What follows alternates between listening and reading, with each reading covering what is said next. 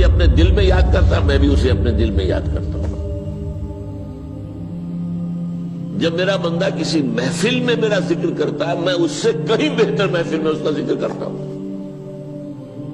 اللہ کی محفل تو ملائے اعلیٰ کی ہے، ملائکہ مقربین کی ہے۔ بہرحال اللہ کو تم اپنے دل میں مستحضر رکھو، اللہ تعالیٰ تمہیں بھی یاد رکھے گا۔ دوبارہ فرمایا احفظ اللہ تجدہ امامک تجاہک، اللہ کو یاد رکھو تو اپنے سامنے موجود پاؤ گے، جب چاہو دعا کرو تو احفظ اللہ تجدہ امامک یا تجاہک، اپنے سامنے موجود پاؤ گے۔ اذا سألت فاسأل اللہ، اب آ گیا وہ مرکزی مضمون۔ دیکھو جب مانگو اللہ سے مانگو، غیر اللہ کے سامنے ہاتھ دراز کرو ہی مت۔ ایک حدیث میں آتا یعنی حرام نہیں ہے، دنیاوی قواعد اصول قوانین کے تحت کسی سے مدد چاہنا، کوئی سوال کرنا حرام نہیں ہے۔ آپ سوال کریں، مدد لیں، اسی پر دنیا قائم ہے، ایک دوسرے کے ساتھ تعاون کے ساتھ۔ لیکن اونچا مقام کیا ہے؟ کسی سے سوال مت کرو سوائے اللہ، یہاں تک کہ جوتے باندھنے کا تسمہ تمہیں درکار ہے تو بھی کسی سے مت مانگو، اللہ سے مانگو۔ کیا پتہ اللہ کس کے دل میں ڈال دے اور وہ آ کے تمہیں تسمہ پیش کر دے۔ ہوتا ہے ایسا، بسا اوقات ہوتا ہے۔ جو اللہ کے ساتھ لو لگا کر رکھنے والے ہیں ان کے تو ایسے واقعات ہوتے ہیں کہ دل میں ایک بات آئی اور اس کے بعد وہی بات جو ہے وہ کوئی شخص آ گیا اس نے وہ بات پوری کر دی۔ کیونکہ لوگوں کے دل جو ہے وہ تو اللہ کے دو انگلیوں کے مابین جو چاہتا پھیر دیتا ہے۔ کیا پتہ اللہ کسی فرشتے کو انسانی شکل میں بھیج دے، آتا ہے فرشتہ، آتا ہے انسانی شکل میں، آتا ہے آپ کی تکلیف کو رفع کر دے، آپ کی ضرورت کو پورا کر دے، اسی سے مانگو، کسی اور سے مانگو۔ یہ ہے توحید کا لب لباب۔ یوں سمجھیے اسلام کی جڑ کیا ہے؟ ایمان۔ اسلام کا جو خارجی نظام عمل ہے، انفرادی اعمال ہو اجتماعی ہو، ان سب کی روح رواں کیا ہے؟ ایمان۔ ٹھیک، ایک بات ہو گئی۔ ایمان کا خلاصہ لب لباب کیا ہے؟ ایمان باللہ۔ جیسے ایمان بالآخرہ بھی ہے، ایمان بالملائکہ ہے، ایمان بالانبیاء ہے، ایمان بالرسل ہے، ایمان بالکتب ہے، ایمان بالقلب ہے، لیکن اصل ایمان، اسی لیے ایمان مجمل میں آپ کو معلوم ہے کسی اور چیز کا ذکر نہیں۔ آمنت باللہ کما ہوا باسمائہ وصفاتہ وقبلت جمیع احکامہ اقرار باللسان وتصدیق بالقلب۔ یہ ایمان مجمل ہے، اجمالی طور پر ایمان اس کا نام ہے۔ ہاں مفصل تفصیلی طور پر آمنت باللہ وملائکتہ وکتبہ ورسلہ والیوم الآخر والقدر خیرہ وشرہ من اللہ تعالی۔ تو اسلام کی جڑ ایمان، اور اسلام کا سارا جو نظام عمل ہے، چاہے انفرادی اعمال ہو چاہے اجتماعی، ان سب کی روح رواں ایمان، اور ایمان کا خلاصہ ایمان باللہ۔ اور ایمان باللہ کا اصل حاصل وہ ہے جو اس حدیث میں آ رہا ہے۔ اس کے دو ہیں تقاضے، عبادت صرف اسی کی، استعانت صرف اسی سے۔ اس لیے میں نے سورہ فاتحہ کا تذکرہ شروع میں کیا۔ یہ عبادت کا جوہر ہے، عبادت کا جو ہے یہ ایمان کا حاصل، عبادت صرف اس کی ہے اور استعانت صرف اس سے۔ استعانت ہی میں سوال بھی آ گیا، یہ بھی مدد ہے۔ آپ کسی سے کچھ مدد مالی چاہ رہے ہیں یا کوئی اور مدد چاہتے ہیں، کسی کام میں مدد چاہتے ہیں، جیسے میں نے کہا تھا کہ سفارش کرانا چاہتے ہیں، یہ بھی مدد ہے۔ وَإِذَا اسْتَعَنْتَ فَاسْتَعِنْ بِاللَّهِ، اور جب مدد مانگو صرف اللہ سے مانگو۔ اور وہ سارے الفاظ یاد کر لیے، استدعاء، استعانت، استغاثہ۔ یہ جو غوث اعظم سے استغاثہ کیا جاتا ہے یہ تو شرک ہے۔ استغاثہ اللہ سے، دعائی اللہ کی، اس اعتبار سے استمداد، استعانت، استدعاء، استغاثہ، یہ سب اللہ سے، صرف اللہ سے۔ عبادت صرف اللہ، ایاک نعبد، اور استعانت صرف اللہ سے۔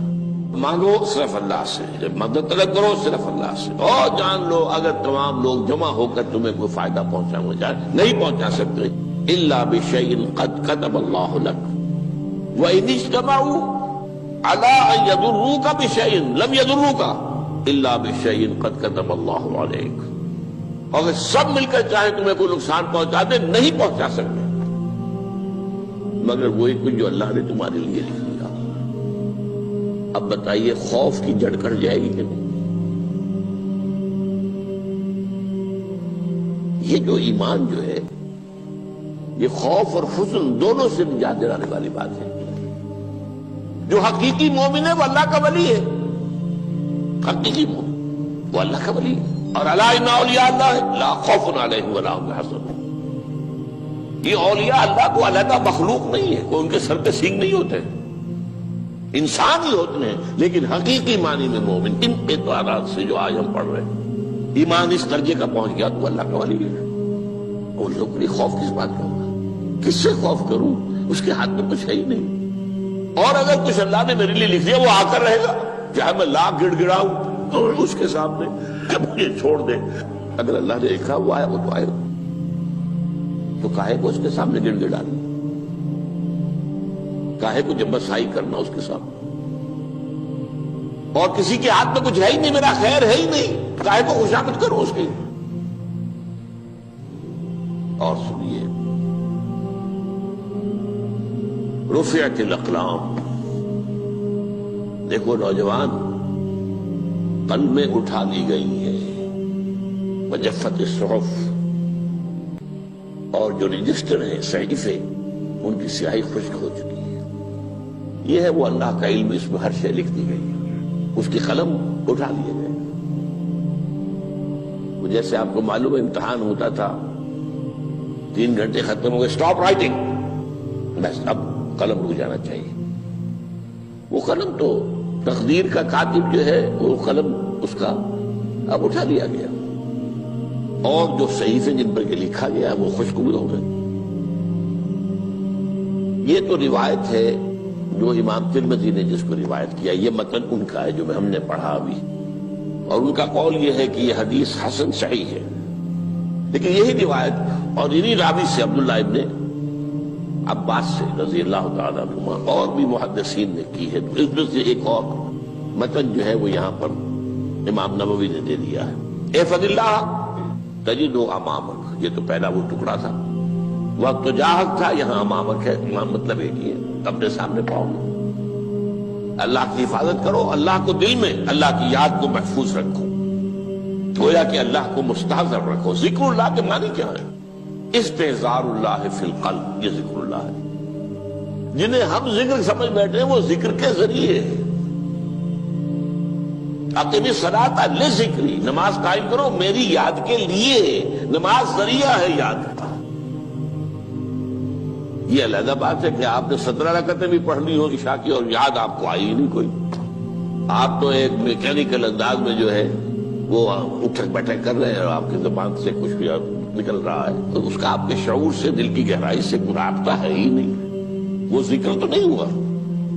ہاں نماز فرض تھی وہ ادا ہو گئی، آپ کی فرض ادا ہو گئی۔ تو جنہیں ہم نے ذکر سمجھا وہ ذرائع ذکر ہے، اللہ اللہ، سبحان اللہ سبحان اللہ زبان سے، یہ تاکہ اس کے نتیجے میں وہ ذکر حاصل ہو جائے۔ استحضار اللہ فی القلب، ذکر کے معنی ہے استحضار اللہ فی القلب۔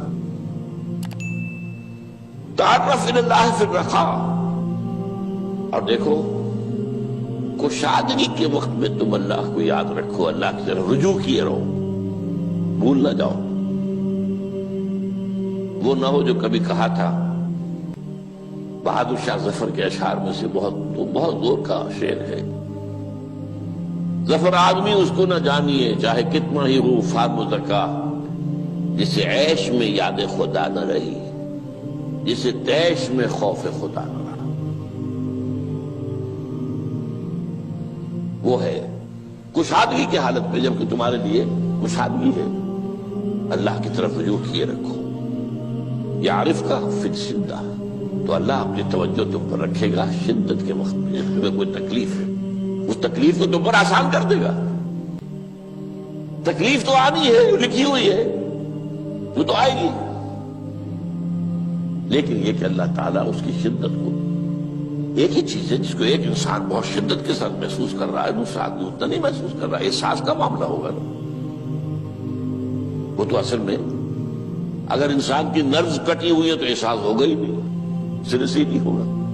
تو اس اعتبار سے اللہ تعالیٰ تمہارے لیے اس شدت کی کمی کر دے گا۔ وَاعْلَمْ أَنَّمَا أَخْطَأَكَ لَمْ يَكُنْ لِيُصِيبَكَ، اور جان لو جو چیز تم سے چھوٹ گئی ہے، رہ گئی ہے، وہ ہرگز تمہیں ملنے والی نہیں تھی۔ اب آپ نے کسی ملازمت کے لیے درخواست دی ہے، درخواستیں مانگی گئی ہیں، اپنی سی محنت کر لی، نہیں ملی ملازمت، اب آپ بیٹھے ہوئے افسوس میں، رنج میں، غم میں، فلاں نے یہ کر دیا، فلاں نے یہ کر دیا، وہ فلاں جو ہے بڑی تکڑی سفارش لے آیا تھا، فلاں نے رشوت دے دی۔ چھوڑو میاں اس کو، وہ تمہارے لیے نہیں تھی۔ کاہے کو اپنے ذہن کے اندر یہ کھچڑی پکا رہے ہو بیٹھے ہوئے؟ خواہ آپ شاید سوء ظن میں بھی مبتلا ہو رہے ہو، کسی نے نہ رشوت دی اور آپ سمجھتے ہو کہ رشوت دی ہے اس نے۔ یہ ساری چیزیں جو ساری سیئات، ان کی جڑ کٹ جائے گی۔ وَاعْلَمْ أَنَّمَا أَخْطَأَكَ لَمْ يَكُنْ لِيُصِيبَكَ وَمَا أَصَابَكَ، اور جو چیز تم پر آ گئی، لَمْ يَكُنْ لِيُخْطِئَكَ، ہو ہی نہیں سکتا تھا کہ وہ تم پر نہ آ۔ یہ کر لیتا تو ہو جاتا، شاید یہ کر لیتا، میں نے ٹیکا پہلے لگوا دیا ہوتا تو یہ بات نہ ہوتی۔ بھائی وہ جو ہونا تھا وہ ہونا تھا۔ اب یہ وہ چیز ہے جس سے انسان میں کیفیت پیدا ہوتی، تسلیم و رضا۔ ہم بھی تسلیم کی خو ڈالیں گے، بے نیازی تیری عادت ہی صحیح، اے اللہ جو تو نے چاہا مجھے قبول ہے۔ اسی لیے میں نے آپ کو آیتیں سنائی سورۃ تغابن کی، ما اصاب من مصیبت الا باذن اللہ، کوئی مصیبت نہیں آتی مگر اللہ کے اذن سے۔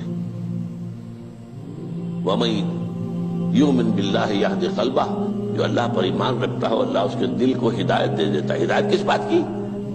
تسلیم و رضا۔ دوستاں سلامت کے تو خنجر آزمائی، نہ شبد نصیب دشمن کے شبد ہلاکت دے گا۔ اے اللہ تیری طرف سے ہے، مجھے قبول ہے، اور بظاہر مجھے تکلیف ہو رہی ہے لیکن یقیناً اس میں میرا کوئی خیر ہے۔ بیدک الخیر، تیرے ہاتھ میں تو خیر ہی خیر ہے، جو بھی تیری طرف سے آئے۔ سر تسلیم خم ہے جو مزاج یاد میں، اور یہ مضمون جو ہے زیادہ بڑے پیمانے پر سورہ حدید میں آیا ہے۔ ما اصاب من مصیبت فی الارض ولا فی انفسکم الا فی کتاب من قبل ان نبرأہا، کوئی مصیبت نہیں آتی نہ تمہاری جانوں میں نہ زمین میں، زمین میں زلزلہ آ جانا، سیلاب آ جانا، کچھ اور زمین کا دھنس جانا، یا یہ ہے کہ تمہاری جانوں میں کوئی بخار ہو گیا، کوئی اور تکلیف ہو گئی، اچانک معلوم ہوا کہ انسان تو کینسر ہے، اور کینسر بھی اب 3rd stage کو پہنچ چکا ہے، لیکن جو بھی آیا ہے وہ اللہ کے علم کی کتاب میں پہلے سے لکھا ہوا ہے۔ فی کتاب من قبل ان نبرأہا، یہ کتاب میں درج ہے اس سے پہلے کہ ہم اسے ظاہر کریں۔ اس کا نتیجہ کیا نکلنا چاہیے؟ لیکن لا تأسوا علی ما فاتکم ولا تفرحوا بما آتاکم، افسوس نہ کیا کرو جو تم سے جاتا رہے، چھوٹ جائے، کوئی عزیز فوت ہو گیا، کوئی موقع ہاتھ سے نکل گیا، ارے بھائی میں چوک گیا، بڑا موقع تھا، اب اس پر افسوس کر رہے ہیں۔ نہیں، جو چیز لیکن لا تأسوا علی ما فاتک ولا تفرحوا بما آتاک، جو اللہ تمہیں دے دے اس پر اتراؤ مت۔ وما اصابک لم یکن لیخطئک واعلم ان النصر مع الصبر، اور جان لو اللہ کی مدد صبر کے ساتھ آتی ہے، جو آئے اس کی طرف سے جھیلو، زبان پر کلمہ شکوہ اور شکایت نہ آئے، اللہ سے شکایت نہ آئے، تسلیم و رضا، جو تیری رضا ہے۔ تیری صحت ہمیں منظور ہے لیکن اس کو، مولانا محمد علی جوہر ایک مرتبہ جیل میں گئے، ایک بیٹی بیمار ہوئی، فوت ہو گئی، اس کے بعد دوسری مرتبہ پھر جیل میں گئے، دوسری بیٹی کو وہی بیماری ہوئی، جیل میں اطلاع ملی کہ بیٹی کو یہ بیماری ہو گئی ہے، تو خط لکھا ہے اشعار کی شکل میں، کا آخری شعر یہ ہے: تیری صحت ہمیں منظور ہے لیکن اس کو نہیں منظور تو پھر ہم کو بھی منظور۔ ہم تو چاہتے ہیں میں بیٹی کے تجھے شفا ہو جائے، اسے منظور نہیں تو پھر ہمیں بھی بتا۔ وَاعْلَمْ أَنَّ النَّصْرَ مَعَ الصَّبْرِ وَأَنَّ الْفَرَجَ مَعَ الْكَرْبِ۔ فرج، فراخی، کھل جانا کسی چیز کا، یہ ہے کرب کے ساتھ، تکلیف کے ساتھ، تکلیف ہوتی ہے ساتھ۔ اللہ نے قانون بنایا ہے دنیا کا۔ اب آپ اندازہ کیجئے بچے کی ولادت میں ماں کو کتنی تکلیف اٹھانی پڑتی ہے۔ آج کل تو فیشن ہو گیا ہے، سیدھے سیدھے جاؤ، آپریشن کراؤ، تکلیف سے بچ جاؤ، لیکن یہ ہے کہ یہ بھی آپ کے علم میں ہوگا، وہ ساری تکلیف جیسے ہی بچے کو لا کر ماں کے برابر لٹایا ہے، ساری تکلیف ختم، پھر جو راحت اس سے میسر آتی ہے۔ ان الفرج مع الکرب وان مع العسر یسرا، اسی لیے میں نے وہ آیتیں بھی پڑھی تھی، ان مع العسر یسرا، ان مع العسر یسرا۔ اس دنیا میں یہ اللہ نے نظام بنایا ہے، سختیاں جھیلنی ہی ہوں گی۔ لقد خلقنا الانسان فی کبد، ہم نے انسان کو پیدا کیا مشقت کے اندر، مشقت تو کرنی پڑے گی۔ کسی کی جسمانی مشقت زیادہ، کسی کی ذہنی مشقت زیادہ، مشقت سے چارہ کسی کو نہیں۔ تو یہ ہے ان مع العسر یسرا، ان مع العسر یسرا۔